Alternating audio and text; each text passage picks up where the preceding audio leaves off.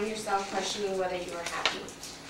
Did you ever stop and think that you have a divine right to have everything you want, or that there's no reason to be unhappy? Unfortunately, a large population of Americans live their lives unhappy. According to WebMD.com, more than 1 in 20 Americans aged 12 and older are depressed. 80% report some level of functional impairment because of their illness, with 27% reporting it's difficult to work, get things done at home, or get along with others because of their depression.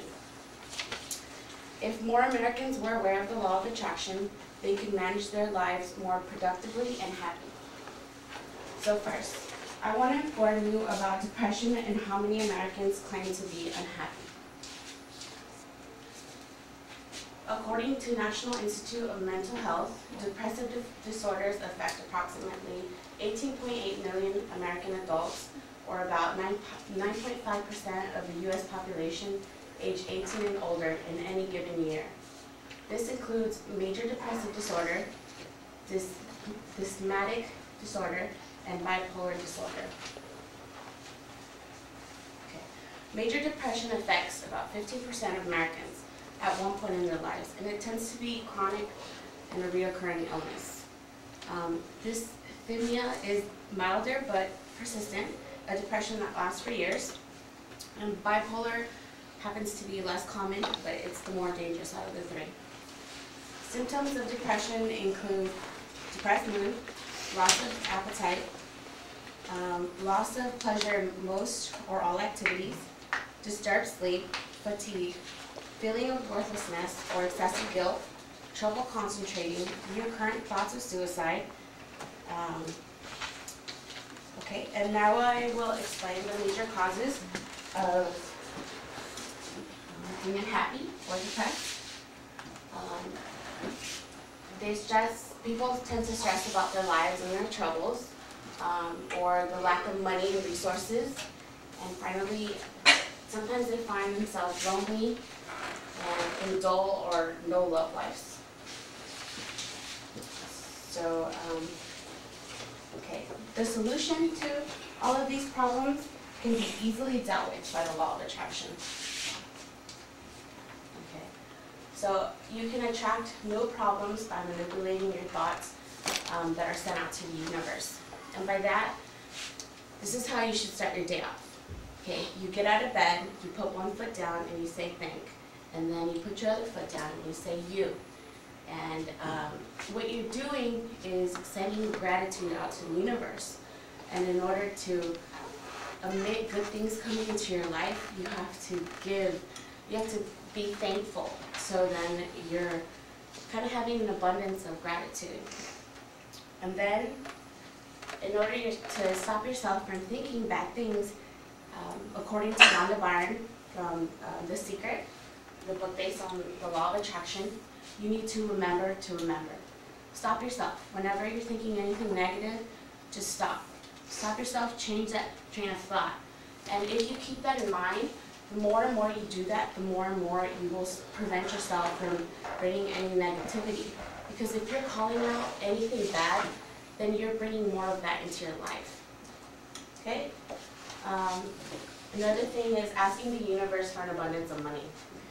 Okay, there's a 3-step method to this. You ask, you believe, and then you receive. So what you would do is you focus on wealth. You say, I want to be a millionaire, or I want to have money. And then you believe it. And then a lot of people, what they do to increase this is they focus on wealth, not the lack of it, and then they begin to make believe.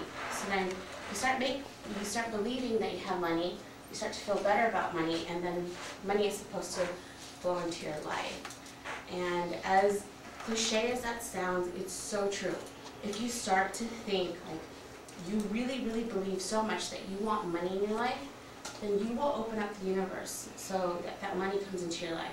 You will start a game plan, and your thoughts will motivate you so much that you will accumulate that wealth that you so badly want. And then finally, the abundance of love. Asking the universe for love. Okay, so when it comes to the law of attraction, the first thing you need to do is worry about yourself. So your job is you. Unless you love yourself first, you have nothing to give. So like gratitude, in order to emit love, you have to have an abundance of it.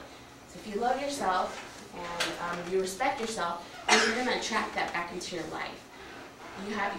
If you want to have a poor relationship, you will have a poor relationship because your standards won't be as high as it should be. So again, it goes with the same 3-step process. You ask, you believe, and then you receive. And as far as relationships go, you need to focus on the good things. So say you're having a problem in your relationship, you need to start thinking about what you're thankful for in that relationship. Because if you focus on the negative things about your partner, then you're going to attract those negative things back into your relationship. So if you're ever having trouble in your relationship, sit down, make a list of all the things that you're thankful for, and then then in return, bring all those things into your relationship and have a successful relationship. So now I will move on to my conclusion. As you can see, using the law of attraction is a very effective way of living a better and happier life. I once fell into a state of mind that I thought I could never overcome. I lost 20 pounds in a month and blamed everyone around me for the situation I was in.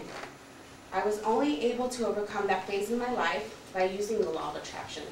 I manipulated my mind to get better outcomes. Today, I feel like I'm one of the luckiest people alive, and it's because I've decided to control my own destiny. So I hope you can use this information and apply it to your own life to get the best outcomes and live the happiest life that you can possibly live.